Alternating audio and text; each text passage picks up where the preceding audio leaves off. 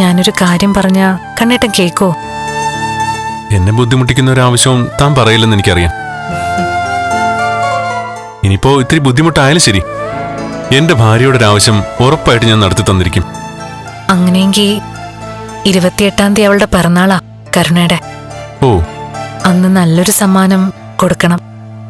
എന്താ താൻ ഉദ്ദേശിക്കുന്നേ? എനിക്ക് സ്വർണത്തോട് താല്പര്യമില്ലെങ്കിലും അവൾക്ക് സ്വർണം മാറ്റി മാറ്റി വാങ്ങുന്ന ശീലമുണ്ട്. മുത്തശ്ശിയായിട്ടാ സാധാരണ സ്വർണ്ണക്കടയിലേക്ക് പോവാറ്. നമുക്ക് ഇന്ന് തന്നെ ജ്വല്ലറിയിലേക്ക് പോവാം. എന്നിട്ട് എനിക്ക് കണ്ണേട്ടം വാങ്ങി തന്നതിനേക്കാളും നല്ലൊരു നെക്ലേസ് അവൾക്ക് വാങ്ങിക്കൊടുക്കണം. അതിന് ലക്ഷങ്ങൾ വില വരും. എങ്കില് എന്റെ സ്വർണം കുറച്ച് കൊടുത്തിട്ട് വാങ്ങിയാലും മതി. ഏയ്, ഒന്നും വേണ്ട. താൻ റെഡി ആയിക്കോ. പിന്നാലെ ഞാനും റെഡിയായി വരാം.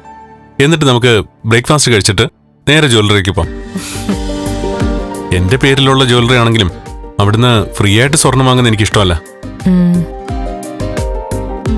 ബിസിനസ്സിന് അതിൻ്റെതായ ചില രീതികളുണ്ട്. അതിനനുസരിച്ച് ഞാൻ പോകാറുള്ളൂ. എന്നുവെച്ച് കരുണയ്ക്ക് നല്ലൊരു പ്രസന്റ് കൊടുക്കാൻ താൻ നിശ്ചയിച്ചിട്ടുണ്ടെങ്കിൽ എന്റെ പൈസ പോകും നോക്കണ്ട. തനിക്ക് ഇഷ്ടമുള്ളത് സെലക്ട് ചെയ്യാം. അവക്ക് എന്തു കൊടുത്താലും അതിന് നന്ദിയൊന്നും കാണിക്കില്ല. അവളുടെ മനസ്സ് ശാന്തമാക്കാൻ വേണ്ടി താൻ അവൾക്കൊരു ഗിഫ്റ്റ് കൊടുക്കുമ്പോ അതിന്റെ ഒരു സ്നേഹം അവൾ പുറത്ത് കാണിക്കില്ല.